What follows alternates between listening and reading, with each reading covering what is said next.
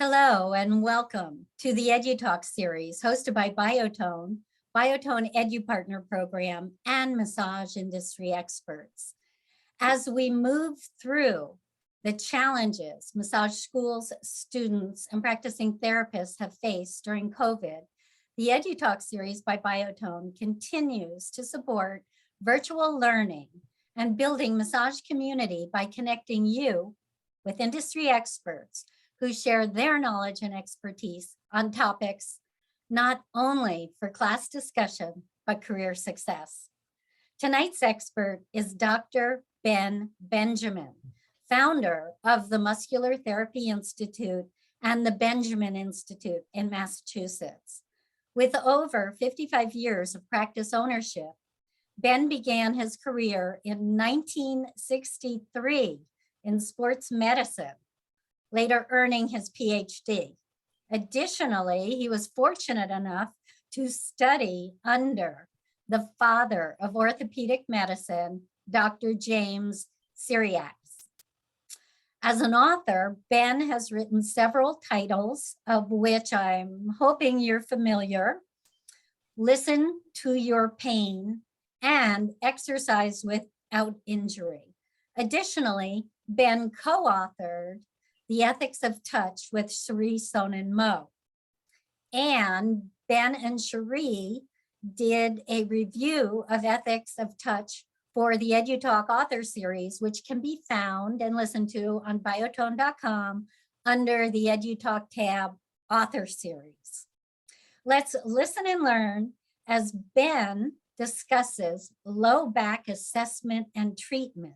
He'll reveal the most common and commonly overlooked causes of low back pain, reviewing relevant anatomy, assessment tests, and effective treatment techniques to reduce, prevent, and eliminate severe and chronic low back pain.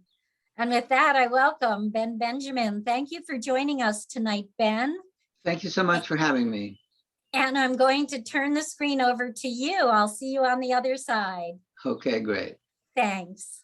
Hi there, everybody. So not easy to learn this on a computer, but you'll get a lot of information and maybe be inspired to go further and get some more information. So in my experience and training, the most common cause of low back pain, chronic low back pain, is injury to the ligaments of the low back. It's unfortunate that most therapists are not really trained to locate and treat ligaments in the low back. The sacroiliac ligaments, the iliolumbar, the supraspinous, the sacrotuberous. These ligaments account for the majority of chronic low back pain. Now, there are many common misconceptions about low back pain in particular. One misconception is that most chronic low back pain is caused by excessive muscle tension. Another is that working where the pain is, where the person feels the pain, gets you the best results. The third misconception is that what is commonly referred to as sciatica is generally caused by pressure on the sciatic nerve. So let's talk about all of those things. So muscle tension is increased when we have pain, but this is a protective measure that the muscles are enacting. The primary cause is not excessive muscle tension. That's the reaction to the injury. The most frequent cause of chronic low back pain are sprains to the ligaments of the low back and posterior pelvic region. Muscles cause pain when they get injured, of course, but because they have such a rich blood supply, they heal rather quickly and really with any treatment. Remember, Dr. Sciatica said if somebody has a muscle injury, you can lock them in a closet for 3 days and they'll be better. But if they have a ligament injury, it could go on for years without treatment. So if a pain, if you get a pain one day and you go to sleep and you wake up the next day, it's gone, or 2 days later, it's gone, it was probably a muscle injury. If we're talking about chronic pain, which means it lasts a long, long time, that's generally not caused by the muscles, particularly in the back. The average therapist thinks the problem is in the muscles because the person reports pain in the muscles, so it's quite natural to think that that's what it is. Therapists are also taught about muscles in school, so that's their focus. Now, this is why it's so important for massage therapists and all body workers to have training in how to understand what's actually causing the person's pain and what's the appropriate treatment. Otherwise, the client wastes a lot of time and money and doesn't really receive the treatment that they need to truly address their pain in a permanent way, not just for a day or so, but to get rid of it. And often where the pain is not where the injury is. Now, this is because of the phenomenon of referred pain, which I'm sure you've all heard of at some way, but I'm going to give you some more details on that. So pain can be referred from an injury to a small little back ligament to a much larger area. An injury, for example, to some of the sacroiliac ligaments can refer pain into the buttock and or down the thigh, back of the thigh, front of the thigh, into the lower leg and the foot. And this can often happen with no pain in the low back at all. This is a very confusing thing for both the client and the therapist who's not really trained in how this works. Now, a number of years ago, I had an awful pain in my lateral calf muscle. And it was, even though I have a lot of knowledge, it was really hard for me to believe it was coming from somewhere else except my calf, even though I knew better. So when you're a client, your judgment, meaning my judgment in this case, can be quite wrong. So to prove to me that it was coming from my hip area, the doctor that I was seeing at the time, who was a really smart person, I went for treatment, and he actually injected the area in my buttock that was the gluteus medius with xylocaine into the right, spot, because he was really smart, the best doctor I've ever known. And so my pain went completely away within 2 minutes. And for most people, it goes either completely away or mostly away because they're injecting you with xylocaine. And sometimes the medicine has xylocaine in it. So this was just to prove to me, because I knew this doctor. And of course, I needed more treatment than that, but that's how the physician can test if their diagnosis is right by anesthetizing the thing that they think is injured. As a matter of fact, Dr. Syriacs, that's how he came up with his diagnoses, because when he was in the hospital he worked at in London, he injected all the patients in the entire hospital with xylocaine, looking at the chart where it said they were injured. And 95% of them, the diagnosis was wrong. Now, this was in the early 20s when he did this. And that's what led him to doing all the work that he did and write the books that he did. So if you work where the pain is, you may be missing the boat because it's being referred to somewhere else instead. Now, sometimes where the pain is where the injury is. But a lot of the times, but specifically in the low back and in the neck and in the shoulder and in the hip, those are areas that usually refer pain. When it's in the knee or the foot, doesn't usually refer pain, or the elbow or the wrist, but the back, the neck, actually the hip joints and the shoulders refer pain kind of crazy. So unless you understand all that, it can be very, very confusing. So referred pain really means that the pain you feel is at a distance from where the injury is actually located. For example, if you have an injury in your neck, it can hurt down your arm and into your hand. If you have an injury in your low back or pelvis, as I said before, the pain can refer all the way down your leg to the foot, but it can also go to your abdomen or your genital, depending on which ligament it is. The iliolumbar ligament refers pain to the genital region, and people, go to see their gynecologist or urologist or whatever, they're a man or a woman. But these ligaments refer pain in all sorts of directions, usually down and out, and sometimes around to the abdomen. And sometimes it only hurts in the foot, and it's still coming from the low back region. So working on the foot is kind of a waste of time, if that's what's happening. To be effective, you have to figure out where the pain is really coming from. So for example, if the pain is in your foot and you bend forward or you bend backward and it hurts in your foot, that means it's coming from your back. But if you move the foot around and it hurts, well, then it's coming from the foot. In most instances, the pain is caused by adhesive scar tissue development. So whenever we get any type of injury, scar tissue forms to heal the area.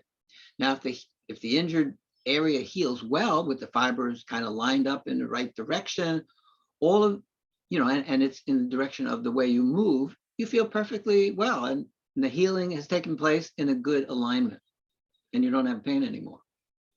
However, if the healing is erratic and you end up with a matted scar, every time that you move in a direction that stretches the scar, the adhesive tissue, kind of stretches and tears, and it makes it really painful.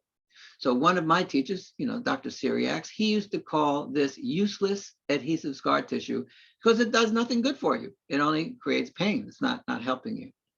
So the big thing in doing this kind of work is you have to identify exactly where the scar tissue is, the adhesive scar tissue, and then you treat it with a variety of methods. Could be friction therapy, could be myofascial therapy, could be injection therapy. Whatever it is, you have to be doing it in the right place. So another confusing issue is when a client comes in and says they have sciatica. Now, what they really mean is they got a pain down their leg. Now, the term sciatica, gives you some information, but it's often misleading. True sciatica means that one of 5 different nerves that make up the sciatic nerve is being compressed by a ruptured disc that's compressing it. Now, the sciatic nerve is made up of 5 different nerves: L3, L4, L5, S1, and S2. These nerves are all wrapped up in a sheath. Now, they would very rarely, if ever, become compressed all together. If there is what's called a nerve root compression, a pinched nerve is what people call it in general parlance, it's generally one of those nerves. That could be 2, but generally it's just one. And it's usually L4 or L5. Those are the most commonly problematic discs. So in normal parlance, the word sciatica is really meant to describe a pain that goes down the leg and often into the foot. Now, this kind of pain can be caused by at least 10 different structures in the low back.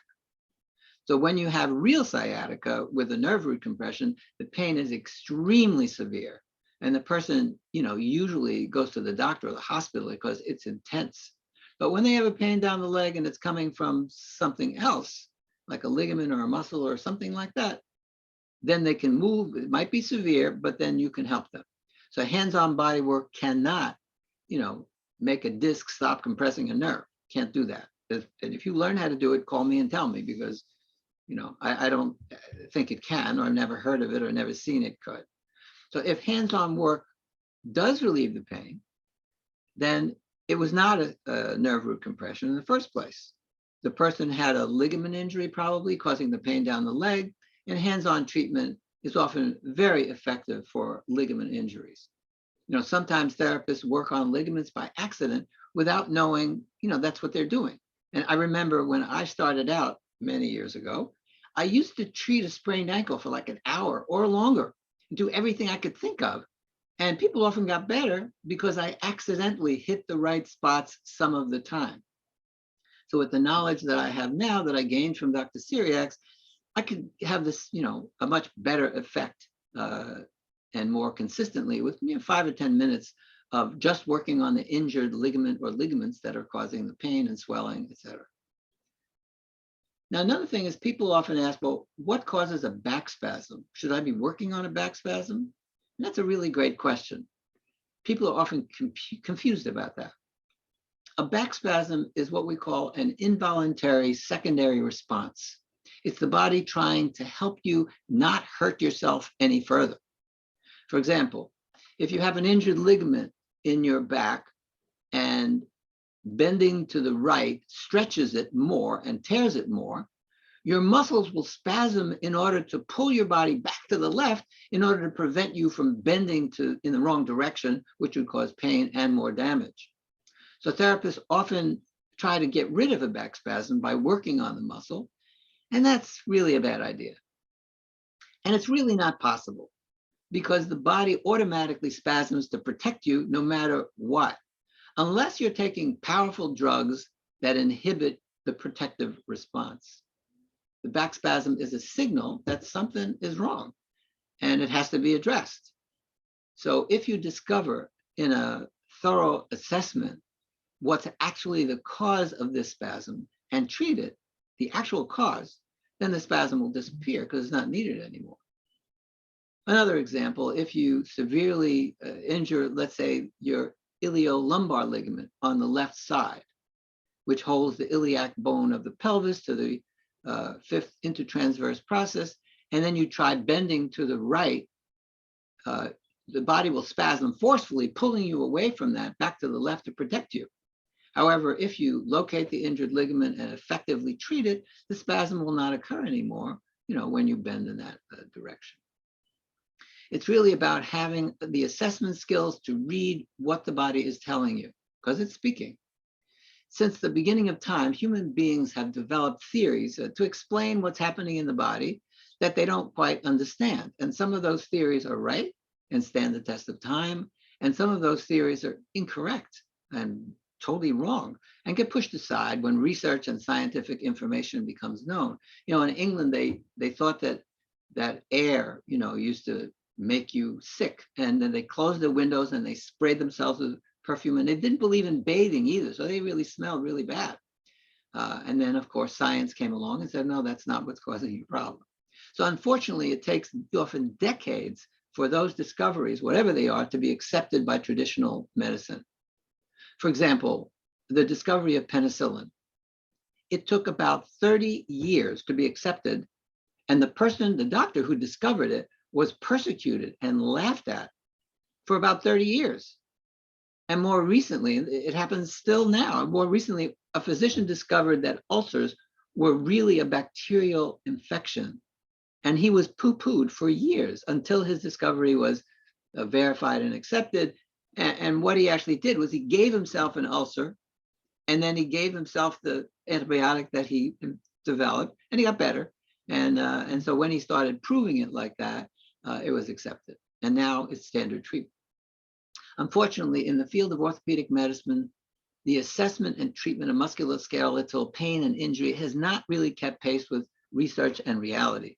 In order to accurately assess what's causing someone's pain in the low back, you first take an extensive history about the pain pattern, what type of pain, the extent of the injury, and so forth. And there are a number, maybe 25 questions that you ask.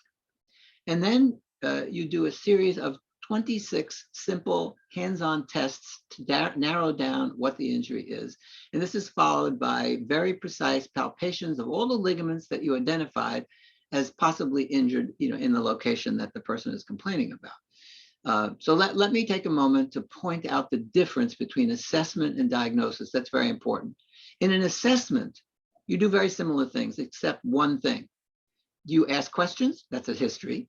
You do some testing or palpating or touching to figure out what's going on with the person and see if you can help them or not.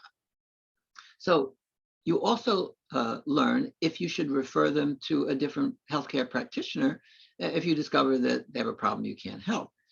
And so what you've done is you just figured out what you're going to do. You may not be able to differentiate exactly what it is if you don't have a lot of that training, but that you're doing an assessment to see if you can help the person and make a treatment plan. When you're making a diagnosis, you also touch them, you ask questions, you do a history, you do these tests. You may have x-rays or different kinds of things, but then you tell the person exactly what they have. That last step is a diagnosis, and this can only be done by a doctor. The rest of that is illegal. So it takes a year or two to learn how to assess all the structures in the body. In the low back, for example, to understand the meaning of the history, do all the assessment tests, the palpations, to have them accurate on the right places, and understand the treatment. It really takes about 2 or 3 days of training. And if you're doing it in person, this can also be done on DVDs. A lot of people get my DVDs on the benjamininstitute.com website, and then they can figure it out. Then they come to me often for a private lesson, and I have to verify sort of what's happening with them. There's also at the Benjamin Institute, there's also a series of about 140 webinars. That's pretty inexpensive. You just pay a monthly fee, and you could have access to hundreds of different video clips on every part of the body. So let me take a pause here and see if you have some questions that I've stimulated. And if you do, we'll answer them. And if not, maybe we'll see what we'll do next. So Are there any questions? I'll give a moment here, like a breather for you to think of your question, write it down, type it, send it over.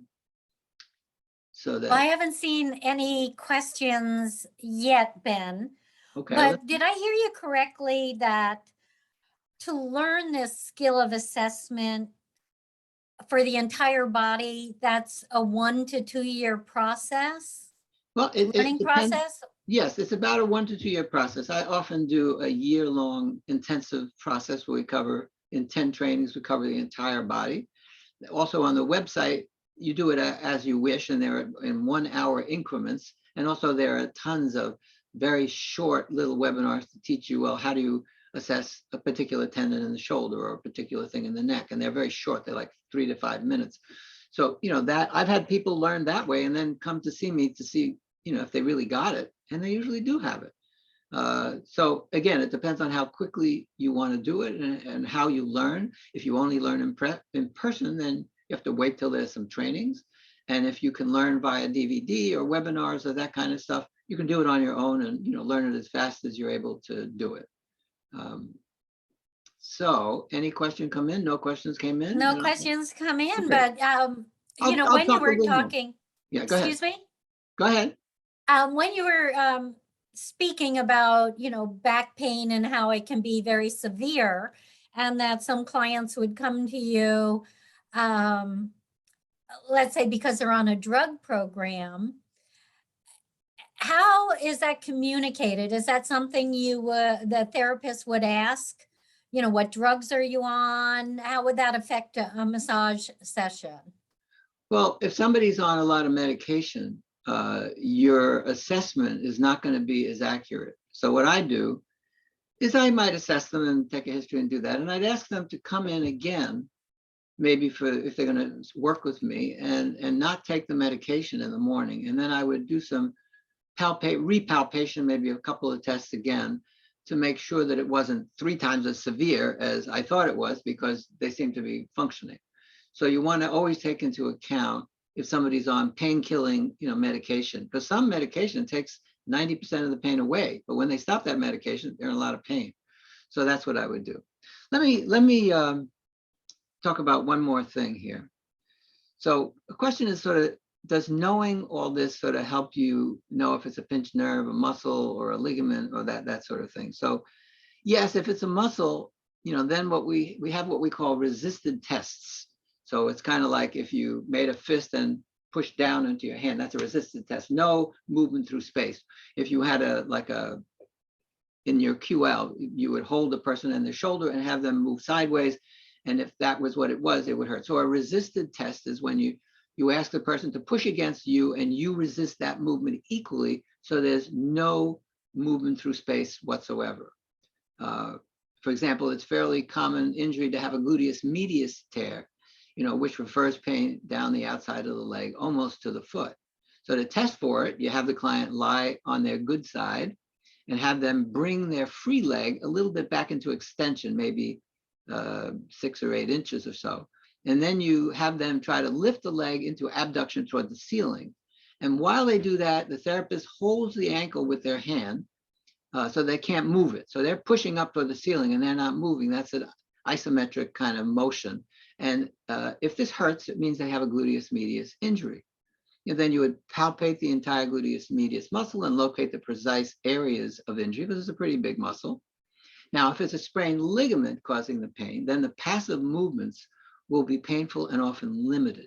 What I mean by that is, for example, when someone bends forward and backward in a standing position, this will bring on the pain and the amount of movement will be limited. For example, let's say a person is standing there and they can normally put their fingers on the floor, with their knees straight.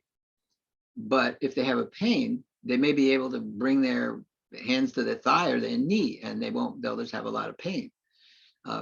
So you do various tests, and there's a whole bunch of different tests, but in the back, it's not that many tests. When you're just looking for ligaments, if you're looking for the injuries to the discs and the nerves, then it's quite a bit more, another 20 tests or so.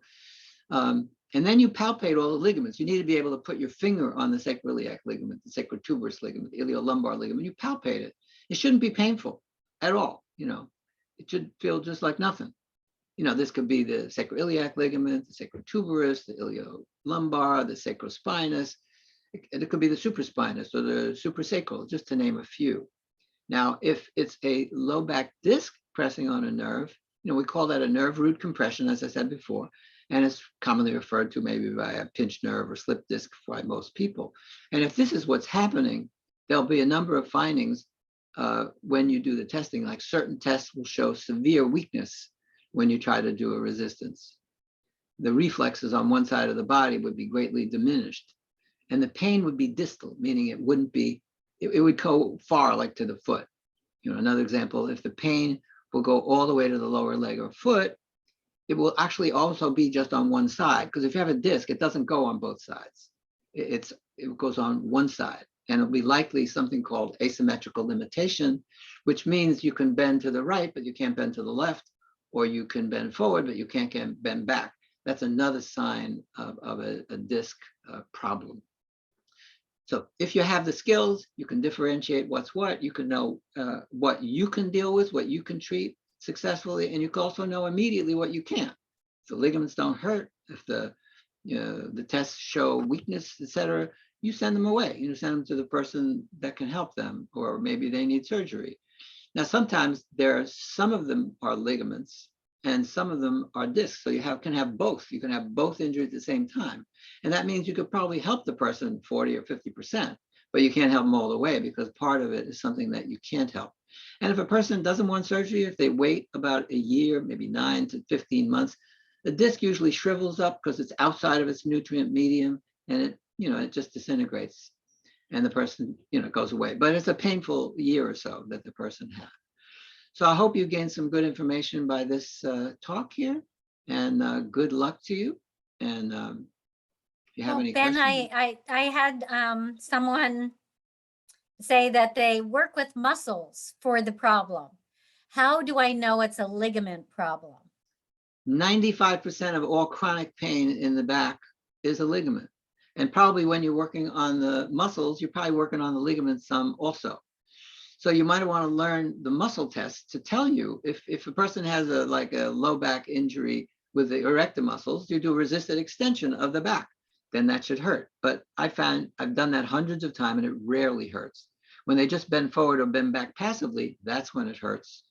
And again, if you're working on somebody's muscles and you're getting them better by accident, I did that for 15 years before I learned all this stuff. So more power to you, that's okay. But if you want to learn about it in detail, then you might want to just take a look at my benjamininstitute.com website. You can see one of the webinars for an hour completely free if you want to check it out.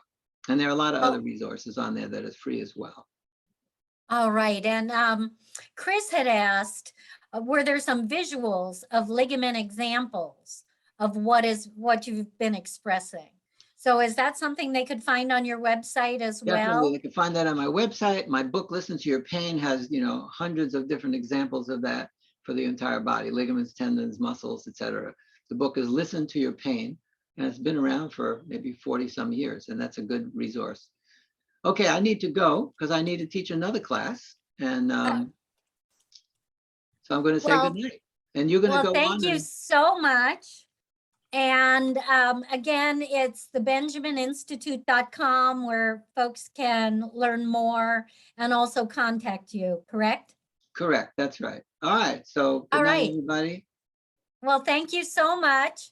And tomorrow, everyone, we'll send out a follow-up email with a recording link to tonight's talk.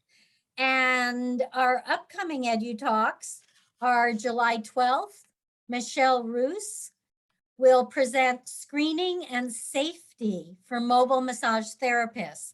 On July 26th, Anita Shannon will present effective body contouring using vacuum therapy. August 9th, Jennifer Pressimone, essential oils for